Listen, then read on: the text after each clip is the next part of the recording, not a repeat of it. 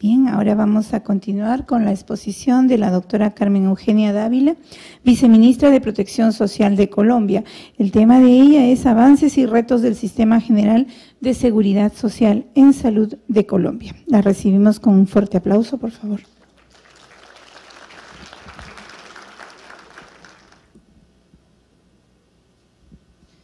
Muy buenas tardes, muy buenos días para todos. Nuevamente un saludo muy especial a la doctora Virginia por permitirnos estar aquí compartiendo estas experiencias. Un saludo especial a todo este distinguido auditorio. Como la conferencia se llama Avances y retos del Sistema General de Seguridad Social en Salud Colombiano. Antes de iniciar la presentación quisiera mencionar que nuestro sistema es un sistema público, se financia esencialmente con contribuciones que aportan todos los colombianos y con impuestos de distinto origen, algunos impuestos generales y otros de destinación específica.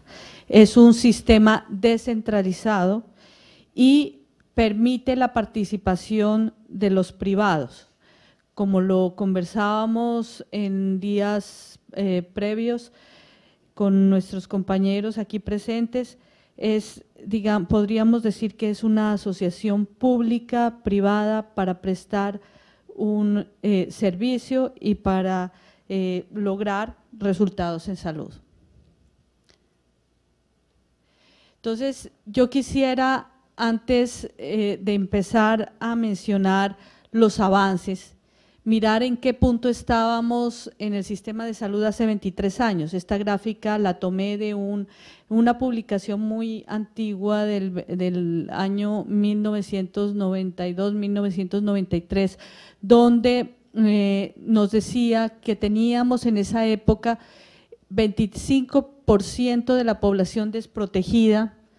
En el sector oficial eran atendidos aproximadamente 40% de la población, sector oficial prácticamente, digamos, trabajadores estatales. La seguridad social, que en esa época se prestaba a través del Instituto Colombiano de Seguros Sociales, tenía una cobertura del 18% y la práctica privada el 17%. Entonces, ahí en esa publicación se definía el sistema de salud de la siguiente manera y con las siguientes atributos o características. Se decía que era un sistema inequitativo, un sistema insolidario, un sistema desarticulado, donde la familia no estaba cubierta, sistema ineficiente, muy enfocado a lo asistencial, particularmente los reconocimientos eran por evento, baja cobertura, selectivo por capacidad de pago y yo le aumenté una, baja protección financiera de los hogares. Entonces, para que nos ubiquemos en la presentación, quisiera en esta gráfica más o menos describir de manera resumida cómo funciona nuestro sistema de salud. Está fundamentado en las personas. El Ministerio de Salud y Protección Social, que ha sufrido varios cambios en los últimos años, es el ente regulador. Tenemos un fondo que se llama FOSIGA, Fondo de Solidaridad y Garantía, su sigla FOSIGA, que aglomera o aglutina los principales recursos que financian la salud. Aquí hay, en esta flecha que tenemos aquí, hablamos de un tema de la unidad de gestión. Esta unidad de gestión es un avance, digamos, administrativo del último plan de desarrollo del presidente Santos aprobado el año pasado. Vamos a convertir este FOSIGA, que en últimas viene siendo un fondo virtual que se maneja por distintos entes, particularmente, como ya les decía, una fiducia, y lo vamos a convertir en prácticamente en un establecimiento público que en Colombia puede tener unas características especiales, como y se denomina unidad de gestión, y esto nos permite tener ciertas flexibilidades en el manejo presupuestal, en el manejo del régimen de los trabajadores y en otros aspectos importantes para una gestión efectiva en el manejo de los recursos. Están, como es de su conocimiento, las EPS, entidades promotoras de salud, que son entidades de aseguramiento que tienen importantes funciones administrativas. Además, se encargan de efectuar los recaudos de los aportes de los trabajadores dependientes y de los trabajadores independientes a través de unos sistemas que hemos cada vez logrado perfeccionar. Se encargan de fungir como el agente del paciente ante la prestación del servicio de salud, para ubicar los médicos, ubicar dónde tiene que ir a acceder a los servicios de salud. Y tenemos la presencia de los municipios y departamentos, que es parte de nuestra organización política, que tienen un rol en el financiamiento y algunas competencias en salud pública y otros aspectos. Finalmente, aquí tenemos los prestadores de servicios de salud, que en el lenguaje genérico los llamábamos instituciones prestadoras de servicios de salud y que pueden ser de carácter público, pertenecientes a los municipios y departamentos o privadas. Estas instituciones prestadoras de servicios de salud tienen una característica de empresas del Estado. En ese orden de ideas, tienen que vivir de la venta de los servicios de salud a las EPS, públicas o privadas. Aquí no tenemos subsidios a la oferta ni recursos de transferencias de la nación para que estos hospitales públicos se puedan mantener. Adicionalmente, tenemos una Superintendencia Nacional de Salud cada vez más desbordada por los múltiples agentes y transacciones que se manejan en el sector, pero en los últimos meses fortalecida con una reestructuración importante.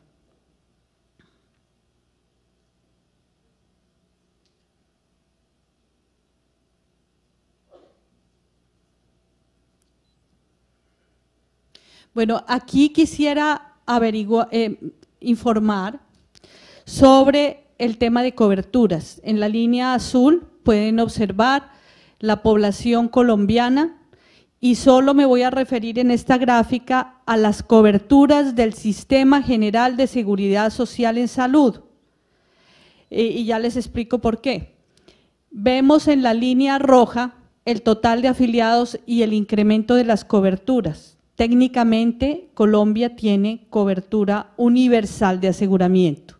En la línea verde vemos la afiliación al régimen subsidiado de salud. Nosotros tenemos, digamos, podríamos decirlo, 3 regímenes. Uno, el régimen contributivo de salud, que es el régimen, parte del régimen general. El otro, el régimen subsidiado de salud, que es también del Sistema General de Seguridad Social en Salud, y hay unos regímenes de excepción que no quedaron incluidos en la reforma de la Ley 100 del 93 y que básicamente se refieren a los maestros de los colegios públicos, los miembros de las Fuerzas Armadas y de Policía y los trabajadores de la principal empresa de petróleo del país, que es Ecopetrol. Estas personas de regímenes de excepción aproximadamente suman 2.400.000 personas. Entonces, en resumen, frente a aseguramiento en salud del sistema general, tenemos una cobertura entre régimen contributivo y régimen subsidiado de 45 millones de personas, cobertura universal, y 2.400.000 personas en regímenes de excepción. Aquí podemos observar ya la cobertura agregada, y cuando hablamos de contributivo estamos también incluyendo a los regímenes de excepción, que de todas maneras, así sean regímenes de excepción, el empleador les descuenta de su salario y además aporta para, digamos, garantizar su atención en salud. Entonces, aquí vemos cómo ha venido creciendo desde el año 93 la cobertura, un salto importante en el régimen subsidiado de salud, que tiene los mismos beneficios que el régimen contributivo de salud, y la línea del régimen contributivo, que en los últimos años pues, ha tenido un incremento moderado. Esta es la cobertura que tiene el país, 97.6%, técnicamente universal. ¿Por qué no está el resto, los 3.4% de habitantes? Porque no los encontramos o porque son personas que migran de una ciudad a otra y es difícil ubicarlos, pero técnicamente y desde el punto de vista financiero, la idea es que estén dentro del aseguramiento en salud. Aquí quisiera tener unos datos de referencia que muchos en las presentaciones los han planteado. Colombia tiene un gasto como porcentaje del Producto Interno Bruto, pues que no es el mejor de América. Tenemos el 6.81, por encima de Bolivia, Perú, Venezuela, según esta fuente del Banco Mundial del año 2013. Aquí quisiéramos significar el bajo gasto de, perdón, ay, qué pena.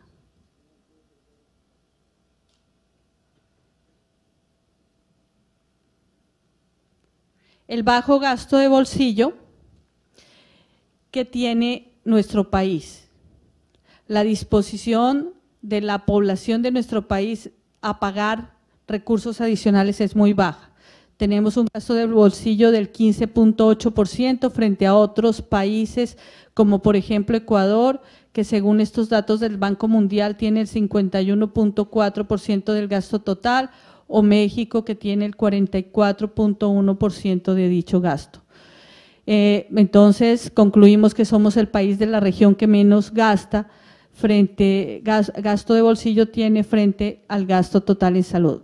Nuevos cálculos preliminares nos suben un poco ese gasto en salud, sería del 16.3%, que aún sigue siendo un gasto de bolsillo muy bajo.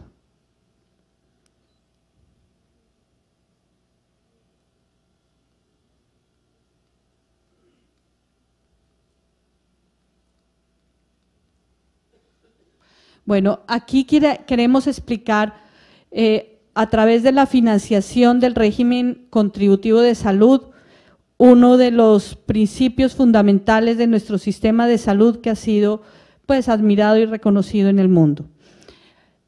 En el caso del régimen contributivo, los empleadores cotizan el 8.5% de la nómina y recientemente para trabajadores de un nivel de salarios mínimos se sustituyó por un impuesto a la renta, a las utilidades, pero este tema todavía no es marginal, esencialmente son el 8.5% de la nómina lo que pagan los empleadores para contribuir a la seguridad social en salud.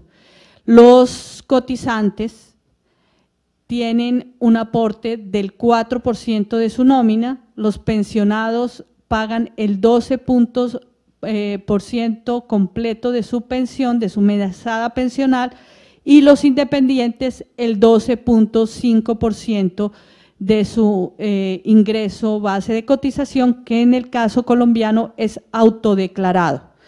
Aquí tenemos bastantes fenómenos de evasión y elusión. Recientemente el gobierno nacional creó una unidad de gestión parafiscal para controlar este aspecto y poder efectuar cruces con distintas bases de datos, entre ellas las de la Administración de Impuestos Nacionales. Estos recursos se reúnen en un fondo que ya les expliqué antes, que es el FOSIGA, Fondo de Solidaridad y Garantía, y se convierten, los traducimos en una unidad de pago por capitación que se construye con elementos de el perfil epidemiológico, las frecuencias de uso, los precios de mercado, la estructura etaria, es decir, que de acuerdo a las frecuencias de uso, una persona mayor de 60 años usa más los servicios de salud, es más costoso, por lo tanto la UPC es mayor. Los niños entre 5 y 14 años usan menos los servicios, entonces la UPC, esta prima, es menor. Entonces, esto con el propósito de que no existan fenómenos de selección de riesgo por parte de las entidades de aseguramiento. La UPC financia el plan obligatorio de salud, pero además existen unos seguros adicionales para los que cotizan, que son las prestaciones económicas. Prestaciones económicas que en recursos por enfermedad general y por licencias de maternidad. Hay un tema que no estaba contemplado en el inicio de la reforma de la Ley 100, y es que existía la posibilidad de que por vía de tutela o por vía judicial se accediera a servicios. ¿Hice algo malo aquí? Bueno, que por servicios que por tutela o porque el médico le autorizaba, se diera la posibilidad de acceder a servicios no incluidos en el paquete de beneficios que nosotros lo llamábamos POS. Entonces, estos servicios los hemos tenido que pagar en el caso del régimen contributivo con los recursos de la cotización, en el caso del régimen subsidiado con recursos de las entidades territoriales. Si hablamos, por ejemplo, de eficiencia, el plan obligatorio de salud es uno de los más completos de América. Y entonces, ¿con qué lo financiamos? ¿Cuánto vale?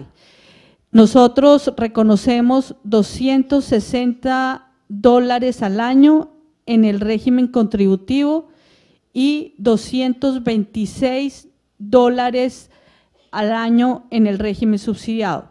Los beneficios entre el régimen contributivo y subsidiado, en el subsidiado está la gente pobre sin capacidad de pago,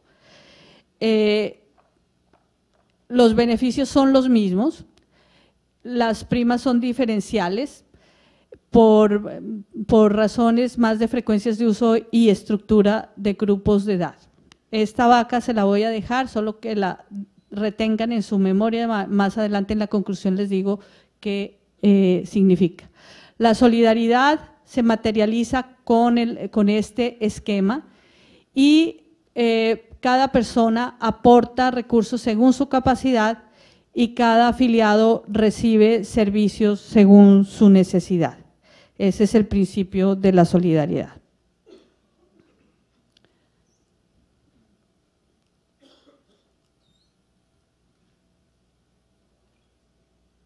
Bueno, aquí la cobertura es familiar, entonces aquí sencillamente queremos mostrar cómo ha venido siendo la composición de una familia que cotiza. En el año 2001, el tamaño de la familia era 2.55 personas por cada familia, en el año 2016 es 1.82 el tamaño de la familia. Esto tiene que ver mucho con los ciclos del empleo, cada vez hay más miembros de un mismo núcleo familiar que son cotizantes.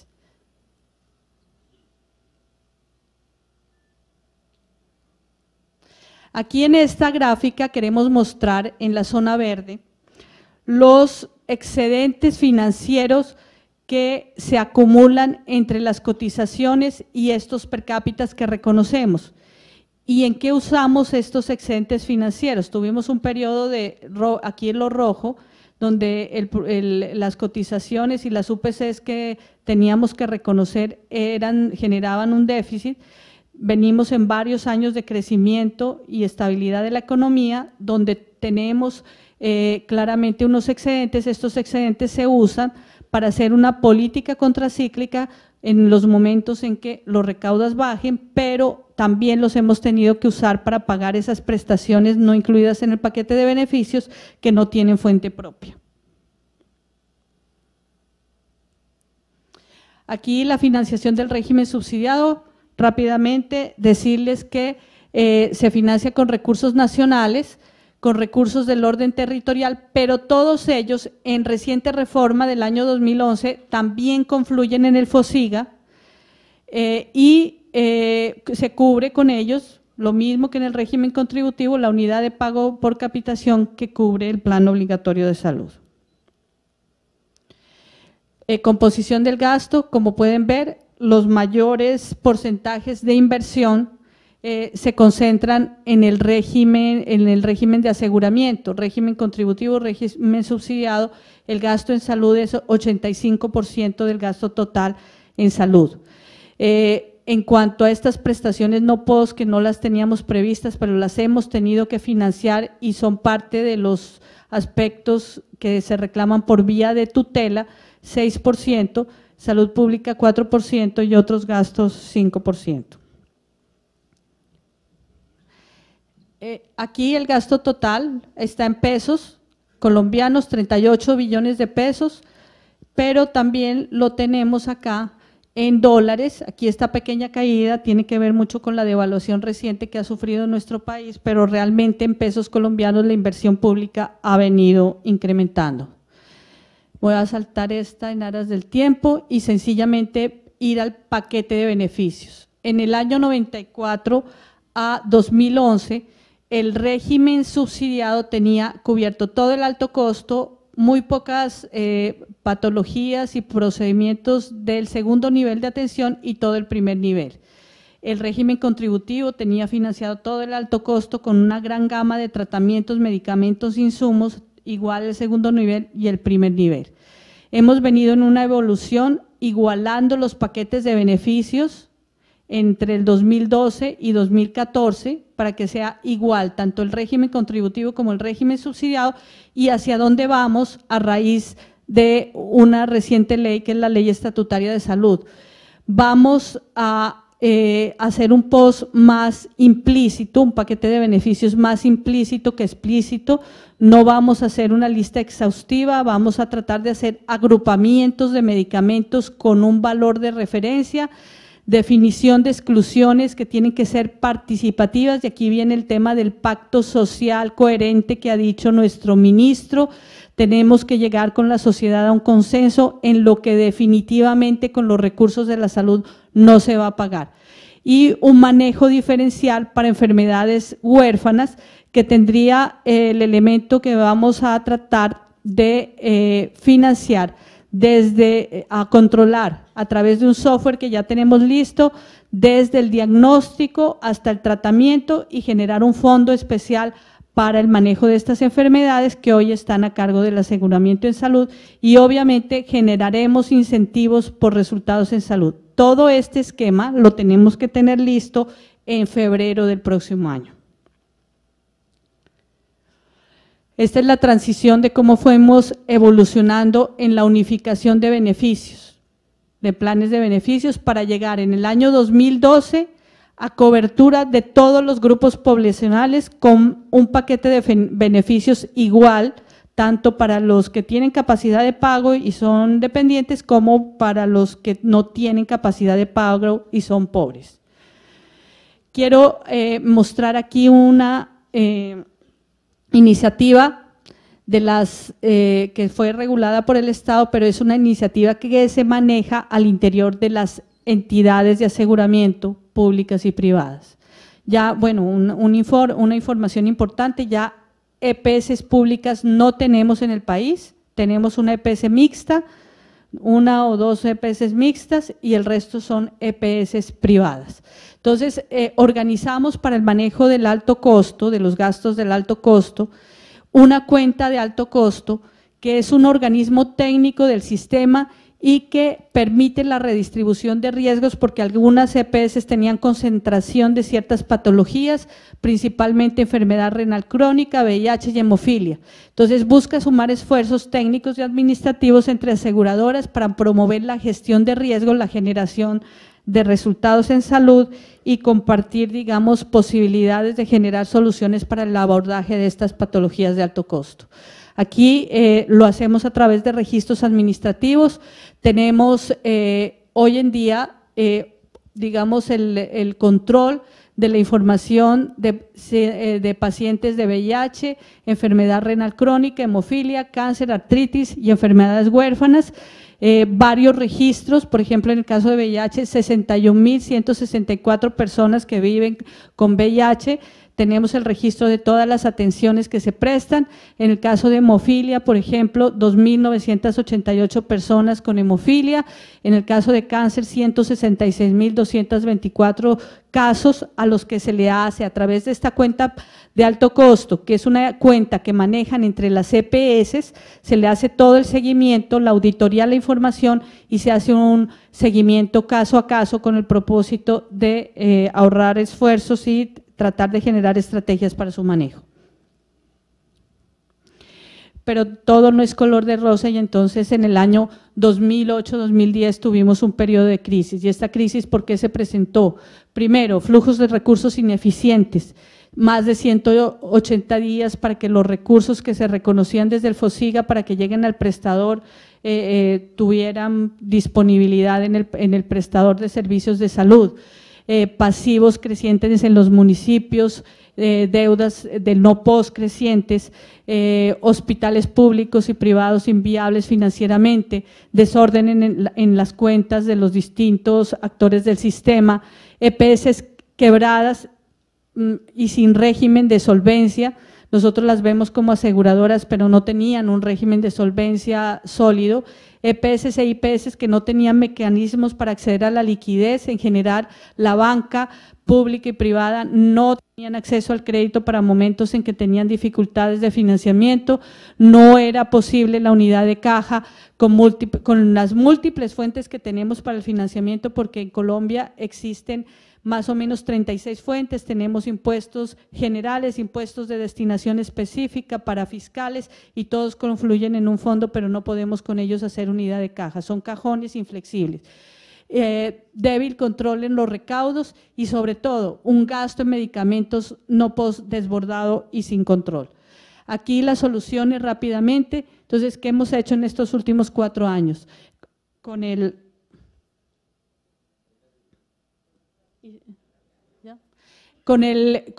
liderazgo de nuestro ministro Alejandro Gaviria Uribe. Primero, mejoramiento del flujo de recursos. Entonces nos inventamos una figura que es el giro directo desde el FOSIGA, pese a que los recursos de la UPC, de la unidad de pago por capitación de esta prima, le pertenecen a las EPS, nosotros les decimos, fungimos como tesorería y díganos a quién se lo pago para que vaya directamente al prestador. Saneamiento de deudas, y aquí había un dilema moral muy complejo. En algunos casos hubo fugas de recursos y esos recursos se perdieron, sobre todo en las entidades territoriales. El dilema moral es qué hacemos si existe la deuda, pero ya la pagó el Estado. Entonces ese dilema moral se resolvió en últimas por una ley que permitió usar nuevamente recursos públicos sin perjuicio de las sanciones disciplinarias, penales y fiscales que tienen las personas, sobre todo alcaldes municipales que desviaron estos recursos y que hoy en día están detenidos o con procesos penales en curso. Programas de saneamiento fiscal y financiero de las empresas sociales del Estado. Tenemos más o menos 1.000 empresas sociales del Estado. En el año 2012 teníamos 500 empresas en riesgo alto, financiero alto. Hoy en día tenemos 280 empresas sociales del Estado, hospitales públicos en riesgo alto. Hemos mejorado de manera significativa con gestión, pero también con la inversión de algunos recursos. Estamos en un proceso de aclaración de cuentas. Hemos actualizado y unificado las condiciones financieras de las EPS y les hemos exigido un régimen de solvencia acreditado en el patrimonio y la constitución de unas reservas técnicas, dado que este es un modelo de aseguramiento con cargo a la UPC, tiene que guardar plata en sus pasivos, en sus cuentas, con un régimen de inversión muy serio, para que cuando llegue la cuenta, la factura, tengan recursos para poder pagar. Entonces, es un manejo en lo financiero muy similar al de las compañías de seguros.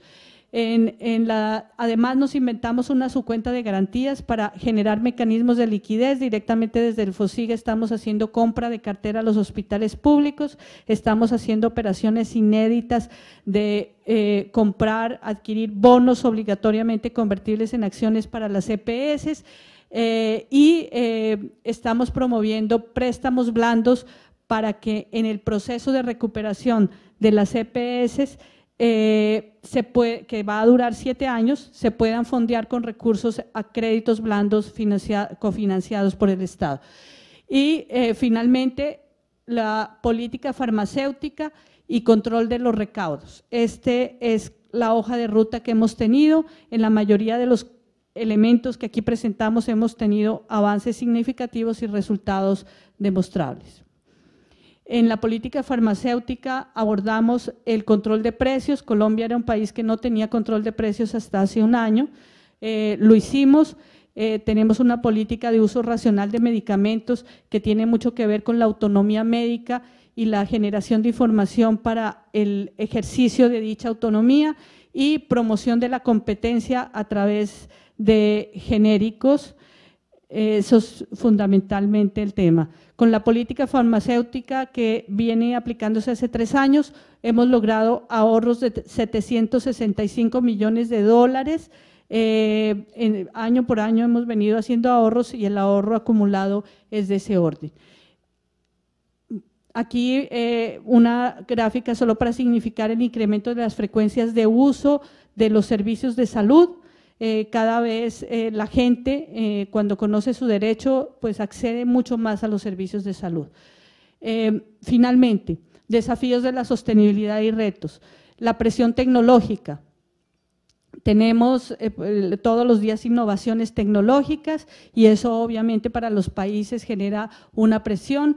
Tenemos un bajo gasto de bolsillo y alta judicialización.